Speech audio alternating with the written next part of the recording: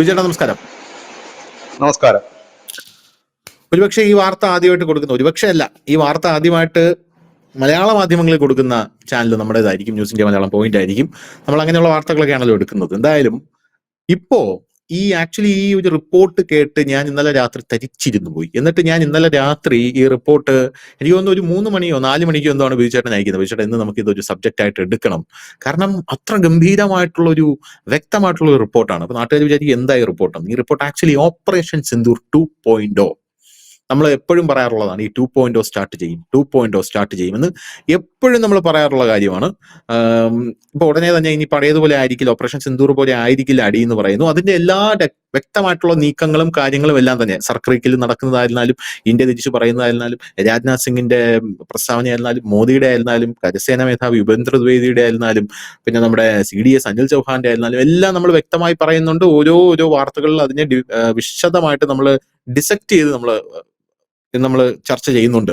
പക്ഷെ ഇന്നലെ കണ്ട റിപ്പോർട്ട് ഓപ്പറേഷൻ സിന്ദൂർ 2.0 ഇനി എങ്ങനെ ആയിരിക്കും എന്നുള്ളതാണ്. ഈ 2.0 എങ്ങനെ ആയിരിക്കും എന്നുള്ളതിനെ കുറിച്ച് പാകിസ്ഥാന് ഇപ്പൊ ജപ്പാൻ ഒരു മുന്നറിയിപ്പ് കൊടുത്തിട്ടുണ്ട്. ആ മുന്നറിയിപ്പ് എന്ന് പറഞ്ഞു കഴിഞ്ഞാൽ അക്ഷരാർത്ഥത്തിൽ ഞെട്ടിക്കുന്നതാണ്. അതായത് നിങ്ങൾ വിചാരിക്കുന്ന തലത്തിലായിരിക്കില്ല ഈ ഓപ്പറേഷൻ സിന്ദൂർ 2.0 വരുന്നത്. മനുഷ്യരാശിയിൽ തന്നെ ഇന്ത്യ ഒരു പുതിയ വാർ ഫ്രണ്ട് തുറക്കാൻ പോവാണ്, മനുഷ്യരാശിയുടെ ചരിത്രത്തിൽ തന്നെ. നിങ്ങൾ വിചാരിക്കും ഇത് കടൽ വഴിയായിരിക്കും വരുന്നത്, നിങ്ങൾ നേവിയെ സജ്ജമാക്കി നിർത്തും. നിങ്ങൾ വിചാരിക്കും ഇത് വായു വഴിയായിരിക്കും ഇന്ത്യ വരുന്നതെന്ന്. അന്ന് പറഞ്ഞ് നിങ്ങൾ എന്ത് ചെയ്യും? ഡമ്മികളെ അടക്കം തകർക്കാനുള്ള സെറ്റപ്പുകൾ ഒരുക്കി വെക്കും. നിങ്ങൾ വിചാരിക്കും ഇത് കരസേനയായിരിക്കും ഇങ്ങോട്ടേക്ക് കയറാൻ പോകുന്നത്, കറാച്ചിയിലേക്ക് എത്താൻ പോകുന്നത് എന്ന് പറഞ്ഞ് നിങ്ങൾ ആർട്ടിലറികളൊക്കെ നിങ്ങൾ തയ്യാറാക്കി വെക്കും. പക്ഷെ നിങ്ങൾ പ്രതീക്ഷിക്കാത്ത രീതിയിൽ നിങ്ങളെ ചുട്ട് ചാമ്പലാക്കാനായി ഇന്ത്യ വരാൻ പോകുന്നത് ബഹിരാകാശത്ത് നിന്നാണ് എന്നാണ് പറയുന്നത്. എക്സാക്ട്ലി എന്നിട്ട് അവർ പറയുന്നുണ്ട് ഇതൊരു മാരകമായിട്ടുള്ള ദർശനമാണെന്ന് പറയുന്നുണ്ട്. അതായത് ഒരു മാരകമായിട്ടുള്ള ഒരു ദർശനമാണ് ഞങ്ങൾ നിങ്ങൾക്ക് തരുന്നത്. സൈനിക തിങ്ക് ടാങ്ക് ആയിട്ടുള്ള, ജപ്പാനിലെ പ്രമുഖ സൈനിക തിങ്ക് ടാങ്ക് ആയിട്ടുള്ള, അവിടെയുള്ള പ്രതിരോധ മന്ത്രാലയത്തിന് കീഴിലുള്ള national institute four defence studies NIDS NITS ആണ് ഇത് പുറത്തുവിട്ടിരിക്കുന്നത്. ഈ ബഹിരാകാശത്ത് എന്ന് പറയുമ്പോൾ നമുക്കറിയാം, ഇപ്പോ പല റിപ്പോർട്ടുകളും പുറത്തു വരുന്നുണ്ട്. ഇനി വരാൻ പോകുന്നത് ബഹിരാകാശ യുദ്ധമാണ്. നമ്മൾ ആദ്യം ഈ കരവഴിയുള്ള യുദ്ധം പറഞ്ഞു, ഇനി അത് കഴിഞ്ഞ് വ്യോമസേന വഴിയാണെന്ന് പറഞ്ഞു, അത് കഴിഞ്ഞ് പിന്നെ ബയോ വെപ്പൺ ആയിരിക്കും ഇനി ലോകത്തിന്റെ യുദ്ധത്തിന്റെ പുതിയ ഫ്യൂച്ചർ എന്ന് പറഞ്ഞു. ഇനി അതുമല്ല, ഇനി ബഹിരാകാശത്ത് നിന്നാണ് വരാൻ പോകുന്നത് യുദ്ധം. ഗോൾഡൻ ഡോം ഒക്കെ അമേരിക്ക തയ്യാറാക്കുന്നത് അതുകൊണ്ടാണ്, സുദർശന ചക്രയൊക്കെ ഇന്ത്യ തയ്യാറാക്കുന്നത് അതുകൊണ്ടാണ്.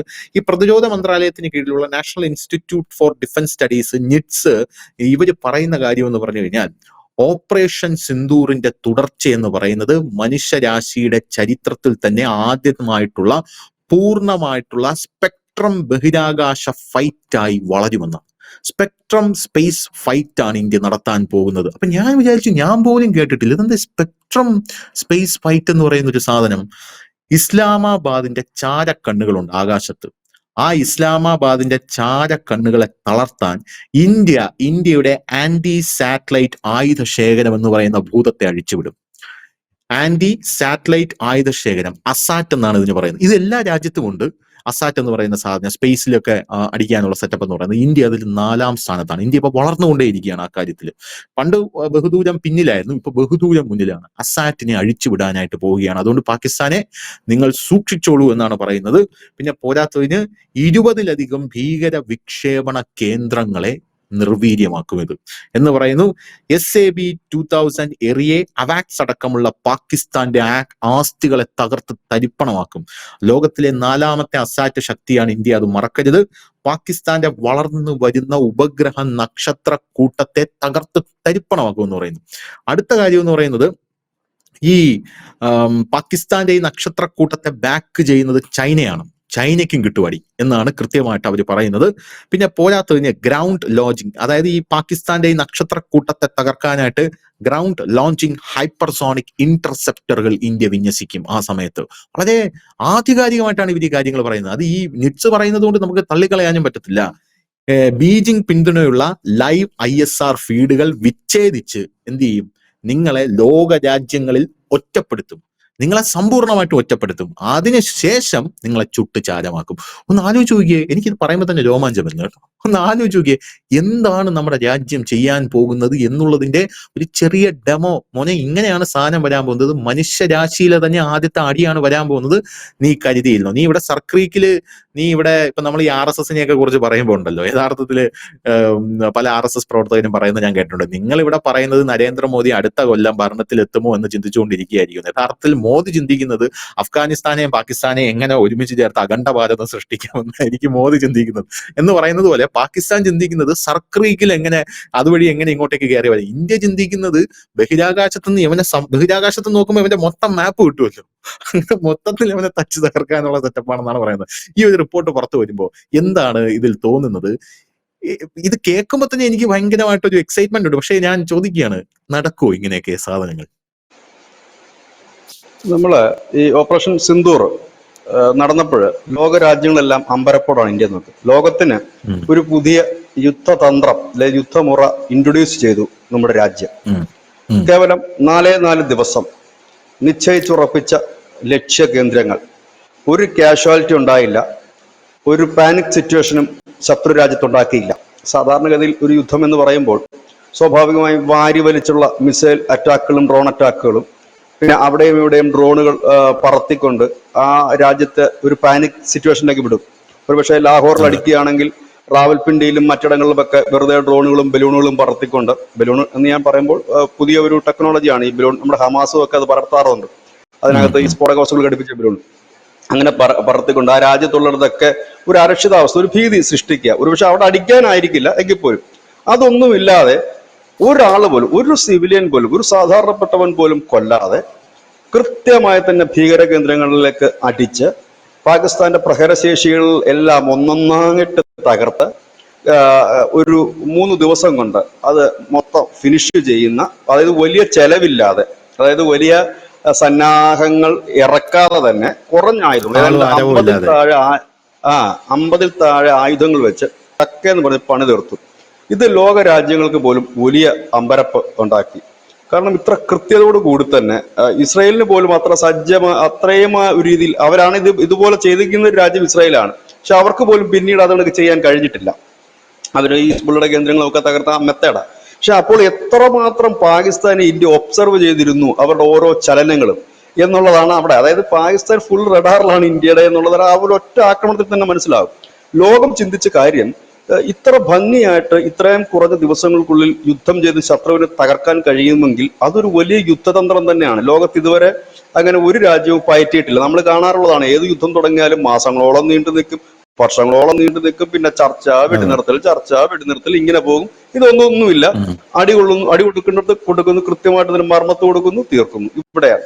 പക്ഷെ ഈ റിപ്പോർട്ട് പുറത്തു വിട്ടിരിക്കുന്നത് NIDS-യുടെ റിപ്പോർട്ടാണ്. ഈ റിപ്പോർട്ട് പുറത്തു വിട്ടിരിക്കുന്നത് ഹാഡ്സൺ ഇൻസ്റ്റിറ്റ്യൂട്ടിലെ ഒരു ഫെലോ ആയിട്ടുള്ള സറ്റാറു നഗോവയാണ് ഈ റിപ്പോർട്ട് പുറത്തുവിട്ടത്. അപ്പം ഇതിപ്പോ സോഷ്യൽ മീഡിയയിലൊക്കെ ഈ റിപ്പോർട്ട് ഇപ്പൊ പറഞ്ഞു നടക്കുന്നുണ്ട്, ട്വിറ്ററിലും ഒക്കെ.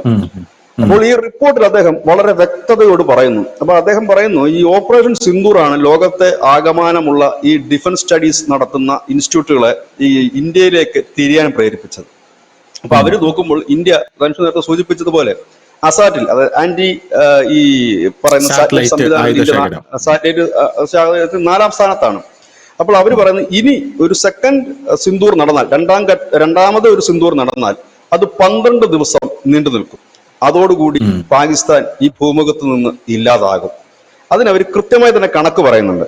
അതായത് ഇന്ത്യ ആരംഭിക്കുന്ന ഈ സാറ്റലൈറ്റ് വാറ് 180 സെക്കൻഡ് കൊണ്ട് ഒരു ലക്ഷ്യം പൂർണ്ണമായി തകർത്ത് കളയാൻ കഴിയും. 180 സെക്കൻഡ് എന്ന് പറയുമ്പോൾ 3 മിനിറ്റ്. 3 മിനിറ്റ് കൊണ്ട് പാകിസ്ഥാന്റെ ഒരു ഉപഗ്രഹം തകർത്താൽ അത് പാകിസ്ഥാന് 500 ബില്യൺ നഷ്ടമാണ്, തകർന്നു പോകും. 500 ബില്യൺ. അങ്ങനെ 10,000 ആക്രമണങ്ങൾ നടത്താൻ ഇപ്പോൾ നിലവിൽ ഇന്ത്യക്ക് കഴിയും ഈ സാറ്റലൈറ്റുകൾ ഉപയോഗിച്ചുകൊണ്ട്. 10,000. ഏകദേശം ചൈനയ്ക്കും ഇത്രയൊക്കെ തന്നെയാണ് നടത്തുന്നത്. ചൈന തായ്വാൻ പിടിക്കുന്നതും ഇതേ ടെക്നോളജി ഉപയോഗിച്ച് തന്നെയായിരിക്കും. അതായത് ഇവർ പറയുന്നത് ആദ്യത്തെ 3 മിനിറ്റിൽ, ഇന്ത്യ ആക്രമണം തുടങ്ങിയ ആദ്യത്തെ 180 സെക്കൻഡ് അഥവാ 3 മിനിറ്റിൽ ആദ്യത്തെ ആക്രമണത്തിൽ പാകിസ്ഥാൻ സമ്പൂർണമായി ഇരുട്ടിലാകും. അപ്പോൾ തന്നെ പാകിസ്ഥാൻ 500 ബില്യന്റെ നഷ്ടം സംഭവിക്കും. അടുത്ത അടിയിൽ, അതായത് ആദ്യം അവർ ചെയ്യുന്നത് ഇരുട്ടിലാകുന്നതിന് തൊട്ടു പിന്നാലെ അടുത്ത അടിയിൽ ഈ തുർക്കിയുടെയും ബീജിങ്ങിന്റെ സഹായത്തോടെ ഇവര് വികസിപ്പിച്ചെടുത്ത ISR ഫീഡറുകളുണ്ട്. അതായത് ഇവരുടെ സാറ്റലൈറ്റുകളും മറ്റുമൊക്കെ പ്രവർത്തിക്കുന്ന അവരുടെ ഫീഡറുകൾ ഉപയോഗിച്ചിട്ടുണ്ട്. ആ ഫീഡറുകൾ കംപ്ലീറ്റ് വിച്ഛേദിച്ച് കളയും. അതോടുകൂടി പാകിസ്ഥാൻ ലോക രാജ്യങ്ങളിൽ നിന്ന് ഒറ്റപ്പെട്ടു പോവുകയും ചെയ്യും. അതായത് ഒന്ന് നിലവിളിച്ചാൽ കേൾക്കാൻ പോലും പിന്നെ ആരും ഉണ്ടാകില്ല. എർദോഗൻ പോലും അറിയില്ല, അല്ലെങ്കിൽ തൊട്ടടുത്ത് കിടക്കുന്ന ഇറാനോ താലിബാൻകാര് പോലും അറിയില്ല അവിടെ എന്താണ് നമ്മൾ ഈ സംഭവിക്കുന്നത്. കലാപം നടക്കുന്ന പ്രദേശത്തൊക്കെ നെറ്റ് കട്ട് ചെയ്തിടുന്നത് പോലെ അല്ലേ? ഇത് നെറ്റ് അല്ല, ഫസ്റ്റ് അടി. അതായത് ആദ്യത്തെ 180 സെക്കൻഡ്, അതായത് 3 മിനിറ്റ് കൊണ്ട് ആ രാജ്യം സമ്പൂർണ്ണമായും ഇരുട്ടിലാകും. നമ്മൾ കുറച്ച് നാൾക്ക് മുമ്പ് ഒരു വാർത്ത കണ്ടിരുന്നു. ചൈന ഒരു പുതിയ ഡ്രോൺ വികസിപ്പിച്ചെടുത്തിട്ടുണ്ട്. ആ ഡ്രോണുകൾ ഉപയോഗിച്ചുകൊണ്ട് വൈദ്യുതി നമ്മളെ ഇരുട്ടിലാക്കാൻ കഴിയുമെന്ന്. ധനുഷ് ഓർമ്മയുണ്ടോ അത്? അത്തരം ബ്ലാക്ക് ഔട്ട് ആക്കാൻ കഴിയും ആ ഡ്രോണുകൾ ഉപയോഗിച്ച്. അപ്പോഴേക്കും ഇന്ത്യ അതിനകത്ത് ബഹുദൂരം മുമ്പോട്ട് ബ്ലാക്ക് ഔട്ട് ഡ്രോണുകൾ എന്നാണ് പറയുന്നത്. അതിനേക്കാൾ ശക്തമായിട്ട് ഉപഗ്രഹങ്ങൾ വഴി ഇത് ചെയ്യാൻ പറ്റുമെന്നാണ് ഇവർ പറയുന്നത്. ഇന്ത്യ അതിന് സ്വായത്തമാക്കിയിരിക്കുന്നത്. ആദ്യത്തെ ഫസ്റ്റ് അടി, ആദ്യത്തെ 180 സെക്കൻഡ് 3 മിനിറ്റുള്ളിൽ പാകിസ്ഥാൻ ഇരുട്ടിലാകുകയും അടുത്ത അടി നടക്കുമ്പോഴേക്കും തുർക്കിയും ചൈനയുമായിട്ടുള്ള ഇവരുടെ സാറ്റലൈറ്റിന്റെ ISR ബന്ധം പൂർണ്ണമായി തന്നെ വിച്ഛേദിക്കപ്പെടുകയും ചെയ്യും എന്നാണ് ഇവരിതിൽ പറയുന്നത്. പിന്നീട് ഇവർ പറയുന്നത് ഇതിന് ഇന്ത്യ സ്വായത്തമാക്കിയത്, ഇന്ത്യ ഈ കഴിഞ്ഞ കുറെ കാലമായി വിക്ഷേപിച്ചുകൊണ്ടിരിക്കുന്ന എല്ലാ ഉപഗ്രഹങ്ങളും ഇന്ത്യ പറയുന്നത് സിവിലിയൻ ആവശ്യങ്ങൾക്ക് വേണ്ടിയിട്ടുള്ളതാണ്. കാലാവസ്ഥയ്ക്ക് വേണ്ടി, കർഷകർക്ക് വേണ്ടി, വിദ്യാർത്ഥികൾക്ക് വേണ്ടിയിട്ട്, അവർക്ക് വേണ്ടി, ഇവർക്ക് വേണ്ടി, BPLകാർക്ക് വേണ്ടി, APLകാർക്ക് വേണ്ടി എന്നൊക്കെ പറഞ്ഞിട്ടാണ് ഇന്ത്യ ഈ ഉപഗ്രഹങ്ങളൊക്കെ വിക്ഷേപിക്കുന്നത്. പക്ഷെ അങ്ങനെയല്ല. ഇതിനെല്ലാം 2 ലക്ഷ്യങ്ങളുണ്ട് ഈ ഉപഗ്രഹത്തിന്. പറയുമ്പോൾ ശരിയാണ്, കേരളത്തിന്റെ വികസനത്തിന് വേണ്ടി വരണം, നാഷണൽ ഹൈവേ നോക്കാൻ വേണ്ടിയിട്ടൊരു ഉപഗ്രഹം, ഇങ്ങനെയൊക്കെ പറഞ്ഞുകൊണ്ട് ചറവറ ഉപഗ്രഹങ്ങളാണല്ലോ 3 മാസത്തിൽ ഒരിക്കലും ഒരു ഉപഗ്രഹം വെച്ച് ഇന്ത്യ വിക്ഷേപിച്ചുകൊണ്ടിരിക്കുന്നുണ്ട്. അപ്പൊ ഇങ്ങനെ ഇത് പറഞ്ഞിട്ടാണ് വിക്ഷേപിക്കുന്നത്. പക്ഷെ ഇതല്ല ഇവരുടെ ലക്ഷ്യം. ഇവർക്ക് 2 ലക്ഷ്യങ്ങളുണ്ട്. ഒന്ന്, ഇവരുടെ സ്റ്റാർ വാറിന്, അതായത് ഉപഗ്രഹ യുദ്ധത്തിന് വേണ്ടിയിട്ടുള്ള എല്ലാ സംവിധാനങ്ങളും ഇവർ ഒരുക്കിയിരിക്കുകയാണ് എന്ന് പറയുന്നു. അതിനവർ പ്രധാനപ്പെട്ട പറയുന്ന ഒരു ഉദാഹരണം, ഓപ്പറേഷൻ സിന്ദൂർ സമയത്ത് അവര് റിസാറ്റ് 2B-R1 എന്ന് പറയുന്ന ഒരു സാറ്റലൈറ്റ് ഉപയോഗിച്ചുകൊണ്ടാണ്, ഒരൊറ്റ സാറ്റലൈറ്റിലാണ് അവര് പാകിസ്ഥാന്റെ മർമ്മപ്രധാന ഭാഗങ്ങളെല്ലാം അടിച്ചത്. ഇതുപോലെ അനവധി സാറ്റലൈറ്റുകൾ ഇന്ത്യക്കുണ്ട് പല ഭാഗത്തും എന്നവർ കൃത്യമായി തന്നെ പറയുന്നു. രണ്ടാമത് അവർ പറയുന്നു, ഓപ്പറേഷൻ സിന്ദൂർ അവര് പരീക്ഷണത്തിനായി തെരഞ്ഞെടുത്തത് വിമാനങ്ങളെയായിരുന്നു. വിമാനങ്ങളുടെ അഭ്യാസമായിരുന്നു ഓപ്പറേഷൻ സിന്ദൂറിൽ കണ്ടതെങ്കിൽ അടുത്ത ഓപ്പറേഷനിൽ ശൂന്യാകാശത്തിൽ അത്ഭുതങ്ങളാകും നിങ്ങൾ ഇനി കാണുക. അതായത് ശൂന്യാകാശത്തിലൂടെ ആയിരിക്കും നിങ്ങൾക്ക് കിട്ടുന്ന അടി അവിടെ വരാൻ പോവുക എന്നാണ് ഇവർ പറയുന്നത്. ഒപ്പം തന്നെ പറയുന്നു, മൂന്നാമത്തെ അടി, അതായത് മൂന്നാമത്തെ ഇതിനകത്ത് ഇവരുടെ സാപ് 2000, ഈ സാപ് 2000 എന്ന് പറയുന്ന ഒരു സംവിധാനമാണ് പാകിസ്ഥാന്റെ ഏറ്റവും വലിയ എയർ ഡിഫൻസ് സിസ്റ്റമായിട്ട് വരും. സാപ് 2000 അവാക്സ് ഉൾപ്പെടെയുള്ള സംവിധാനങ്ങളെല്ലാം തകരുകയാണ്. അതായത് നിലവിൽ സിന്ദൂറിന്റെ സമയത്ത് പാകിസ്ഥാനിൽ അടിച്ച് തകർത്ത റൺവേകൾ പോലും റെഡിയാക്കാൻ അവർക്ക് കഴിയുന്നില്ല. അതോടുകൂടി തന്നെ പാകിസ്ഥാൻ സമ്പൂർണ്ണമായി തകർന്ന് തരിപ്പണമാകും എന്ന് തന്നെയാണ് ഇവര് പറയുന്നത്. ഈ റിപ്പോർട്ട് പിന്നീട് പാകിസ്ഥാനിൽ വലിയ ചർച്ചയായി മാറി. ഡോൺ പത്രം, പാകിസ്ഥാന്റെ പ്രധാനപ്പെട്ട പത്രമാണ് ഡോൺ. ആ ഡോൺ പത്രം ഇപ്പോൾ വലിയ രീതിയിലുള്ള ലേഖനങ്ങൾ പ്രസിദ്ധീകരിച്ചിട്ട് അവർ എഴുതിയിരിക്കുന്നു, എത്രയും പെട്ടെന്ന് പാകിസ്ഥാൻ ഈ സാറ്റ് സംവിധാനത്തിലേക്ക് എത്തണം, ഇല്ല എങ്കിൽ പിടിച്ചു നിൽക്കാൻ കഴിയില്ല എന്ന് ഡോൺ പറയുന്നു. എന്നിട്ട് ഡോണിന്റെ ലേഖനത്തിൽ അവർ പറയുന്നു, ഇന്ത്യ ഈ നേട്ടം കൈവരിച്ചതിന് അവരുടെ തദ്ദേശീയമായി ആത്മനിർഭർ ഭാരത് എന്ന അവരുടെ ആ പദ്ധതി പ്രകാരമാണ് ഇതെല്ലാം അവർ വികസിപ്പിച്ചെടുത്തിരിക്കുന്നത്. അതുകൊണ്ട് തന്നെ ഇതിന്റെ ടെക്നോളജികൾ എന്താണെന്ന് നമുക്ക് പറയാൻ കഴിയില്ല. ഈ ജപ്പാൻ പ്രതിരോധ സംവിധാനത്തിന് കീഴിൽ പ്രവർത്തിക്കുന്ന നിറ്റാസ്, അതായത് നാഷണൽ ഇൻസ്റ്റിറ്റ്യൂട്ട് ഓഫ് ഡിഫൻസ് സ്റ്റഡീസും നിറ്റ്സും അത് തന്നെയാണ് പറയുന്നത്. അതായത് ഓപ്പറേഷൻ സിന്ദൂറിൽ അവർ ഉപയോഗിച്ച ആയുധങ്ങളെല്ലാം, അതായത് ഇന്ത്യ ഉപയോഗിച്ച ആയുധങ്ങളെല്ലാം തദ്ദേശീയമായി വികസിപ്പിച്ചെടുത്തതാണ്. അതായത് S-400 പോലും അവർ തദ്ദേശീയമായി അവരുടേതായ രീതിയിൽ അതിനെ വികസിപ്പിച്ചെടുത്തിട്ടാണ് ഈ നേട്ടം വെച്ചിരിക്കുന്നത്. അപ്പൊ ഇപ്പോൾ അവർ ചെയ്യുന്ന ഉപഗ്രഹങ്ങളായാലും അവരുടെ ഈ സംവിധാനങ്ങളായാലും എല്ലാം തദ്ദേശീയമായതുകൊണ്ട് നമുക്ക് ഇതിനകത്ത് മറ്റു രാജ്യങ്ങൾക്ക് ഇത് എന്താണ് ഇവർ ചെയ്യാൻ പോകുന്നതെന്നോ ഇവരുടെ സോഴ്സ് എന്താണെന്നോ ഇല്ലെങ്കിൽ സോഴ്സ് കോഡ് എന്താണെന്നോ അറിയാൻ കഴിയില്ല. അതായത് നമ്മൾ മറ്റൊരു രാജ്യത്തു നിന്ന് സാധനം വാങ്ങുമ്പോൾ മാത്രമാണല്ലോ അവർക്ക് ഏകദേശം അറിയാൻ കഴിയുന്നത് ഇതെന്തായിരിക്കും ഇന്ത്യ ചെയ്യാൻ പോകുന്നത്, എങ്ങനെ ആയിരിക്കും. പക്ഷെ ഇവിടെ അങ്ങനെയല്ല, ഇവരെല്ലാം തദ്ദേശീയമായിട്ട് ചെയ്തിരുന്നത് എന്താണ് എന്നറിയില്ല ആണ് ഇപ്പോൾ പുറത്തു വരുന്ന വിവരം. ഇതിനോട് ചേർത്ത് വായിക്കപ്പെടേണ്ട ഒരുപാട് സംഭവങ്ങൾ ഇന്ത്യയിൽ നടക്കുന്നു. അതായത് സോഷ്യൽ മീഡിയയിൽ അടക്കം ഇന്ത്യ സ്വന്തമായി തന്നെ അനവധി കാര്യങ്ങൾ ഇപ്പോൾ വികസിപ്പിച്ചുകൊണ്ടിരിക്കുകയാണ്. അത് അധികം വൈകാതെ തന്നെ എല്ലാവരും അത്തരത്തിലേക്ക് ആ പ്ലാറ്റ്ഫോമിലേക്ക് മാറുന്ന രീതി. അതായത് ഇനിയൊരു യുദ്ധമുണ്ട്. അതുകൊണ്ടാണ് ഇന്നലെ വൈകിട്ട് നമ്മൾ ഇന്നലത്തെ ഒരു ചർച്ച കഴിഞ്ഞു. അന്ന് ഇന്നലെ നമ്മൾ പറഞ്ഞത് 3 പ്രസ്താവനകളെ കുറിച്ചാണ്. ധനുഷിന് ഓർമ്മയുണ്ടല്ലോ, എ പി സിംഗിന്റെ, എയർ മാർഷലിന്റെ പ്രസ്താവന വന്നു, പിന്നെ കസേന മേധാവിയുടെ വന്നു, വൈകുന്നേരം പിന്നെ ജയ്സ്വാളിന്റെ വന്നു. ഇന്നലെ വൈകുന്നേരം നമ്മൾ അതെല്ലാം കഴിഞ്ഞ് പോയി വൈകുന്നേരത്തെ ഒരു വാർത്ത വന്നിട്ടുണ്ട്. നമ്മുടെ പ്രതിരോധ മന്ത്രാലയം ഒരു പുതിയ പ്രസ്താവന ഇറക്കിയിട്ടുണ്ട്. അതായത് അതിക്രമത്തിന് മുതിർന്നാൽ, അതായത് പുൽവാമ പോലെ ഒരു ആക്രമണ സംഭവം ഇന്ത്യയിൽ ഉണ്ടാക്കുകയോ ഇന്ത്യയുടെ ഏതെങ്കിലും പ്രദേശം പിടിച്ചെടുക്കാൻ ശ്രമിക്കുകയോ ചെയ്താൽ പാകിസ്ഥാൻ ഈ ഭൂമുഖത്തുണ്ടായിരിക്കില്ല എന്ന് നമ്മളുടെ പ്രതിരോധ മന്ത്രാലയം ഒരു വാർത്താക്കുറിപ്പ് ഇറക്കിയിട്ടുണ്ട്. അപ്പോൾ നമ്മൾ ലോകത്തിന് പുതിയൊരു സിസ്റ്റമാണ് ഇപ്പോൾ ഇത് പരിചയപ്പെടുത്തി കൊടുക്കുന്നത്. നമ്മളൊരു സിസ്റ്റം ചെയ്തു. ഇനി രണ്ടാമത്തെ കാര്യം, നമ്മൾ ഓപ്പറേഷൻ സിന്ദൂർ കഴിഞ്ഞപ്പോൾ എന്താണ് നമ്മുടെ ഡിഫൻസ് മേഖലയിൽ സംഭവിച്ചത്? നമ്മുടെ ആയുധങ്ങൾക്ക് വലിയ രീതിയിലുള്ള വിസിബിലിറ്റി കിട്ടി, ഡിമാൻഡ് കൂടി. 2 കാര്യങ്ങൾ സംഭവിച്ചു. അവിടെ ഏറ്റവും കൂടുതൽ വിറ്റഴിക്കപ്പെട്ട സാധനങ്ങൾ നമ്മളുടെ ബ്രഹ്മോസ് ആണ്. ഒപ്പം തന്നെ നമ്മളുടെ നാഗ പോലെയുള്ള നമ്മുടെ ഷോർട്ട് റേഞ്ച് മിസൈൽസും ഒരുപാട് പോയി. എയർ ഡിഫൻസ് സിസ്റ്റങ്ങളിൽ ഉപയോഗിക്കുന്ന മിസൈൽസ് അതൊക്കെ ഒരുപാട് വിറ്റഴിക്കേണ്ടി വരും. അത് നമുക്ക് അതിനകത്ത് ആ ഒരു വിപണിയിലേക്ക് നമ്മൾ കാലെടുത്ത് വെച്ചു. അവിടെ നമുക്ക് ഡിമാൻഡ്സ് കൂടി. അടുത്തത് നമ്മൾ കയറുന്നത് ലോകത്താദ്യമായിട്ട് ഒരു സ്റ്റാർ വാറിലേക്ക് ഇന്ത്യ പ്രവേശിക്കുകയാണ്. ലോകത്താദ്യമായിട്ട് ഇതുകൊണ്ടൊക്കെ ഒരു സ്റ്റാർ വാർ പൂർണ്ണ സജ്ജരായിട്ട് ലോകത്ത് ഇതുവരെ ആരും ചെയ്തിട്ടില്ല. ഇപ്പോൾ റഷ്യ കഴിഞ്ഞ ദിവസം യുക്രൈനെതിരെ ഉപയോഗിച്ചിട്ടുണ്ട് അവിടുത്തെ വൈദ്യുതി. പക്ഷെ അവർ വൈദ്യുതി നിലയങ്ങളിൽ അടിക്കുകയാണ് ചെയ്യുന്നത്. വൈദ്യുതി നിലയത്തിൽ അടിച്ചിട്ട് വൈദ്യുതി കളയുക. അതായത് സിമ്പിൾ ആയിട്ട് പറഞ്ഞാൽ നമ്മുടെ പണ്ടൊക്കെ, ഇപ്പോഴും അങ്ങനെ തന്നെയാണെന്ന് അറിയില്ല, പണ്ട് ഈ മോഷ്ടിക്കാൻ പോകുന്നവരും മറ്റുമൊക്കെ, ഇല്ലെങ്കിൽ അക്രമം നടത്താൻ പോകുന്നവരൊക്കെ നമ്മുടെ സമീപത്തുള്ള ടെലിഫോൺ പോസ്റ്റിലേക്ക് ഈ കമ്പ് കയറ് കെട്ടി കല്ല് കെട്ടിട്ട് ഇങ്ങനെ ഇടും. അപ്പൊ 2 കമ്പി തമ്മിൽ കൂട്ടിമുട്ടുമ്പോൾ കറണ്ട് പോകും ആ ഏരിയയിൽ. ഇപ്പൊ അങ്ങനെ പറ്റുമെന്ന് എനിക്ക് അറിയില്ല. അങ്ങനെ പോകുമായിരുന്നു. എന്നിട്ട് അവരുടെ കാര്യങ്ങൾ സാധിക്കും. പിന്നെ അപ്പൊ നമ്മൾ വിളിച്ചു പറഞ്ഞ് KSEB എന്നൊക്കെ ആള് വന്നാൽ മാത്രമേ ഇത് മാറ്റാൻ പറ്റൂ, ഇതിങ്ങനെ കുരുങ്ങി കിടക്കും. ഇല്ലേ വേണ്ട, തെങ്ങിന്റെ മുകളിൽ ഓല വീണാൽ എന്താ സംഭവിക്കുക? കറണ്ട് പോകത്തില്ലേ? അതുപോലത്തെ സാധനം.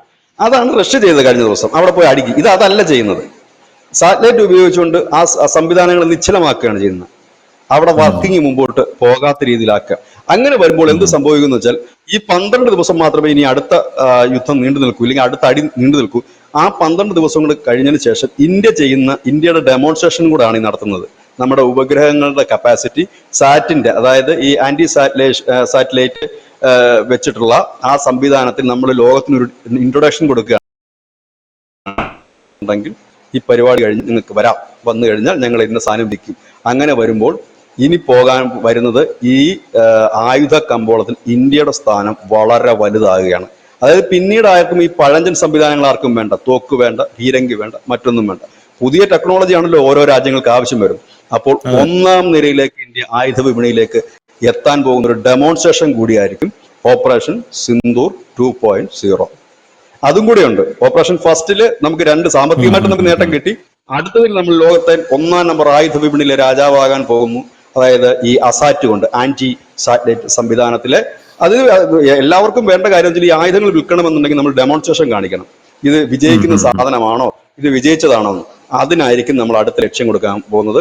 അത് കഴിയുമ്പോൾ കുറച്ചുകൂടി ആയുധ വിപണിയിലെ ഒരു പ്രധാനപ്പെട്ട പങ്കാളി നമ്മൾ തന്നെ, പങ്കാളിയല്ല, രാജ്യം നമ്മുടേതായി മാറും. അതെ, ഈ ഓപ്പറേഷൻ സിന്ദൂർ കഴിഞ്ഞപ്പോ നമ്മുടെ ഈ ഓപ്പറേഷൻ സിന്ദൂറിന്റെ ഡാറ്റ തരണം, ഓപ്പറേഷൻ സിന്ദൂറിന്റെ കൃത്യമായിട്ടുള്ള നിങ്ങളുടെ പ്ലാൻ തരണം എന്നൊക്കെ പറഞ്ഞുകൊണ്ട് ഗ്രീസിന്റെ അടക്കം എയർഫോഴ്സ് മേധാവി ഇന്ത്യയിലേക്ക് എത്തിയിരുന്നു. പിന്നെ ഓപ്പറേഷൻ സിന്ദൂറിനെ കുറിച്ച് പഠിക്കാനായിട്ട് അമേരിക്ക എത്തുന്ന ഒരു സാഹചര്യം ഉണ്ടായി.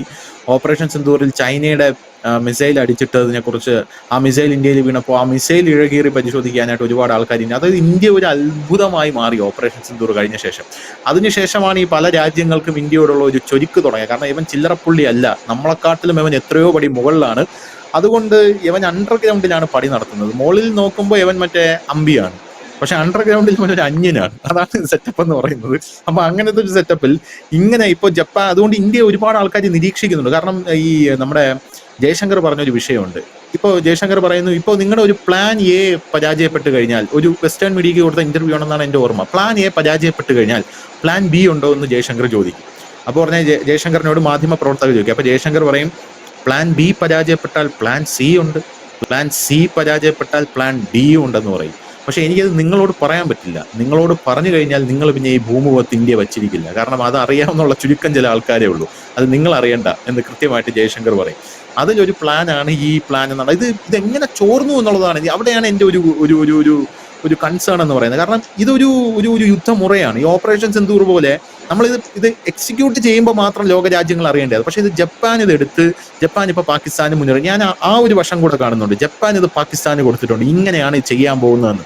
അപ്പൊ ഉറപ്പായിട്ടും എനിക്ക് തോന്നുന്നത് ഈ പ്ലാൻ ചോർന്ന സ്ഥിതിക്ക് ഇന്ത്യ ഇതിലും വലിയൊരു പ്ലാൻ ഒരുക്കി വെച്ചിട്ടുണ്ടായിരിക്കും. അതായിരിക്കും ഇന്ത്യ ചോർന്നു പോകാതെ പുറത്തേക്ക് കൊണ്ടുവരാൻ ഒരുക്കുന്നത് എന്നാണ് അവസാനമായിട്ട് എനിക്ക് തോന്നുന്നത്. എന്തായിരുന്നാലും അല്ല, അതിനകത്തൊരു കാര്യം കൂടെ ഉണ്ട്. അതിനകത്തൊരു ചെറിയ കാര്യം കൂടെ ഉണ്ട്. പക്ഷേ ഈ S-400 നമ്മൾ വാങ്ങുമ്പോൾ ചൈന ഉൾപ്പെടെ അവർ പറഞ്ഞു S-400 അല്ലേ ഇന്ത്യ വാങ്ങുന്നത്, കുഴപ്പമില്ല, ഞങ്ങൾക്ക് നേരത്തെ ഞങ്ങളുടെ ഇരിക്കുന്ന സാധനമാണ്, ഞങ്ങളുടെ ഉണ്ട്, തുർക്കിയുടെ ഉണ്ടായിരുന്നു. പക്ഷെ ഓപ്പറേഷൻ സിന്ദൂർ സമയത്ത് റഷ്യ തന്ന S-400 അല്ല നമ്മള് പണി നടത്തിയത്. നമ്മൾ മോഡിഫിക്കേഷൻ ചെയ്ത S-400 ആണ് ഈ പ്രതിരോധ സംവിധാനം. ഒടുവിൽ എന്ത് പറ്റി? റഷ്യ ഈ ടെക്നോളജി ചോദിച്ചുകൊണ്ട് പോകേണ്ടി വന്നില്ലേ ഇവിടുന്ന്? നമ്മൾ എങ്ങനെയാണ് ഇത് റഷ്യയുടെ പരാജയപ്പെട്ടു യുക്രൈൻ വാറിൽ. അപ്പൊ അവര് എങ്ങനെയാണ് ഇന്ത്യ ഞങ്ങളുടെ ഈ S-400 വെച്ചിട്ട് ഇത്രയും വിജയിപ്പിച്ചെന്ന് ചോദിക്കുമ്പോൾ ആ തദ്ദേശീയമായി സോഴ്സ് കോഡ് തന്നിരുന്നു നമുക്ക്. ചൈനയ്ക്ക് സോഴ്സ് കോഡ് കൊടുത്തിരുന്നില്ല റഷ്യ. അതുകൊണ്ട് അതിനുശേഷം പിന്നാലെ ചൈനയ്ക്ക് വലിയ മുറിവുറുപ്പും റഷ്യയോട് ഉണ്ടായിരുന്നു സോഴ്സ് കോഡ്. കാരണം അവർക്ക് സോഴ്സ് കോഡ് കൊടുത്തു കഴിഞ്ഞാൽ അവർ റിവേഴ്സ് എഞ്ചിനീയറിംഗ് നടത്തി S-400 വല്ല ചാങ്ക്യൂ 400 എന്നൊക്കെ പറഞ്ഞെടുത്തിട്ട് വിക്കി പാകിസ്ഥാനും കണ്ടകടച്ചാണിക്കൊക്കെ വിക്കി. ഇന്ത്യ അത് ഒരിക്കലും ചെയ്യില്ല. അതുകൊണ്ട് സോഴ്സ് കോഡ് കൊടുത്തു, അത് വെച്ചിട്ടാണ് വെച്ചത്. അതുകൊണ്ട് ഈ ഒരു സാധനം ഈ പറയുന്ന defence studies, national institute defence studies പോലെ അനേകം പഠനങ്ങൾ ലോകത്തെ എല്ലാ രാജ്യങ്ങളെ കുറിച്ച് നടക്കുന്നുണ്ട്. സ്വാഭാവികമായും നമ്മളുടെ പ്ലാൻ അറിയാമല്ലോ. ഇപ്പൊ നമ്മൾ പറയും ബ്രഹ്മോസ് അവരുടെ കയ്യിലുണ്ട്, അത് വെച്ച് അടിക്കും. അതിനുള്ള നിരീക്ഷണങ്ങൾ ശക്തമാക്കുമ്പോൾ ഈ ബ്രഹ്മോസ് എങ്ങനെ അടിക്കണം, ഏത് റേഞ്ചിലുള്ളത് അടിക്കണം എന്നൊക്കെ ഉള്ള തീരുമാനിക്കുന്നത് ഇന്ത്യയാണ്. അതാണ് ഇപ്പൊ ധനുഷ് സൂചിപ്പിച്ച ജയശങ്കർ പറഞ്ഞ plan A, plan B, plan C, D, അങ്ങനെ പ്ലാനുകൾ ഇങ്ങനെ നിരന്ന് ഇരിക്കുകയാണെന്ന് പറയുന്നത്.